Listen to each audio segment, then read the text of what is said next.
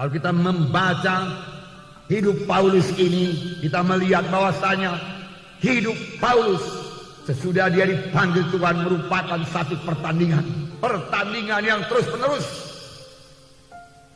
pergumulan yang terus menerus. Paulus berkata, aku telah mengakhiri pertandingan, aku telah mengakhiri perlombaan. Dan tentunya Paulus membuangkan semua beban-beban berat. Tentunya Paulus membuangkan semua pikulan-pikulan berat. Tentunya Paulus membuangkan dosa-dosa yang bisa menjerat dia, sehingga dia bisa berlari dengan cepat dalam perlombaan yang diwajibkan bagi Paulus, juga diwajibkan bagi kita semua. Amin. Ya, firman Tuhan berkata, jikalau kita mau mengikut Yesus, kita harus menyangkal diri kita dan mengangkat salib setiap hari, setiap hari, setiap hari, setiap hari. Inilah perlombaan, mengalahkan kehendak daging, mengalahkan hawa nafsu, dan berjalan dalam Roh Kudus. Paulus berkata dalam 1 Korintus 9 ayat 27, kesaksian Paulus, dia terus menyangkal dirinya, karena dia berkata, aku masih bisa terbuang, tetapi aku melatih tubuhku dan menguasainya seluruhnya, supaya sesudah memberitakan Injil kepada orang lain, jangan aku sendiri ditolak. Jangan aku sendiri ditolak, sudah aku memberitakan Injil kepada orang lain. Rupanya sesudah kita memberitakan Injil kepada orang lain, tetapi sesudah itu, hari-hari berikutnya, tahun-tahun berikutnya dari akhir hidup kita ini, kita pakai hidup dalam kehendak daging, maka Tuhan akan menolak kita. Paulus tidak mau hal itu terjadi kepadanya. Oleh sebab itu dia berkata, aku melatih tubuhku tunduk kepada Roh Kudus, dan aku menguasainya sepenuhnya. Kehendak dagingku tidak menguasai aku. Aku dan kuasa Roh Kudus menguasai kehendak dagingku, menguasai hawa nafsuku, menguasai kemarahanku, menguasai kemalasanku. Jika aku boleh berlari dalam panggilan Tuhan dalam hidupku dan sampai kepada maksud Tuhan. Inilah hidup Paulus yang penuh penyangkalan diri, yang berhasil. Itulah dia hidup Paulus yang perlu kita teladani. Dan kita juga berhasil padaku. Bagaimana Paulus? Tidak ada yang mustahil, karena Roh Kudus yang ada pada Paulus adalah Roh Kudus yang ada pada kita sekarang ini. Amin, saudara. Mari kita teladani hidup Paulus ini. Mari kita teladani hidup Paulus. Amin. Haleluya. Mari kita membaca dalam Kisah Para Rasul 20 ayat 17 sampai 31. Inilah hidup Paulus, inilah hidup pelayanan Paulus.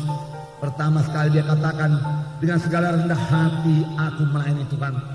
Dalam pelayanan itu aku banyak mencucurkan air mata, banyak mengalami pencobaan dari orang Yahudi yang mau membunuh aku. Paulus banyak mencucurkan air mata.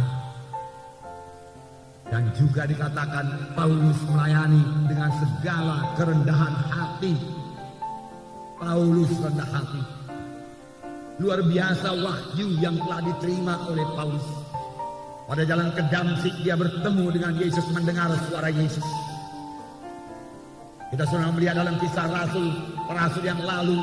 Saya yakin itu terjadi pada waktu Paulus dilempari dengan batu. Paulus diangkat ke sorga dan mendengar pembicaraan yang tidak layak didengarkan oleh manusia. Paulus menerima ilham yang luar biasa daripada Tuhan.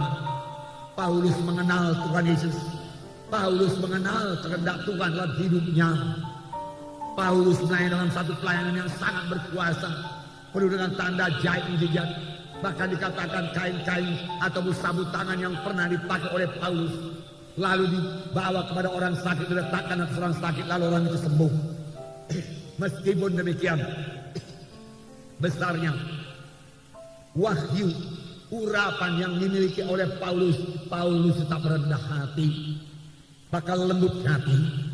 Dengan segala kerendahan hati, aku melayani kamu. Dengan banyak mencucurkan air mata, aku melayani kamu.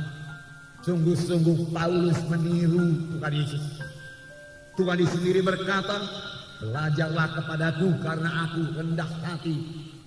Karena aku lembut hati dan rendah hati, maka engkau akan mendapat sentosa bagi jiwamu. Rendah hati. Rendah hati tidak sama dengan rendah diri. Rendah diri atau dikatakan oleh orang dunia ini minder, dia katakan merasa diri tidak layak, merasa diri lemah, merasa diri tidak sanggup. Itu bukan daripada Tuhan, dan itu bukan rendah hati. Itu rendah diri yang menyebabkan kita tidak bisa dipakai Tuhan. Kalau kita tidak mau keluar dari perasaan rendah diri kita tersebut. Tapi saya percaya Roh Kudus, firman Tuhan yang hidup, yang diurapi oleh Roh Kudus, bisa mengubahkan kita yang merasa rendah diri ini menjadi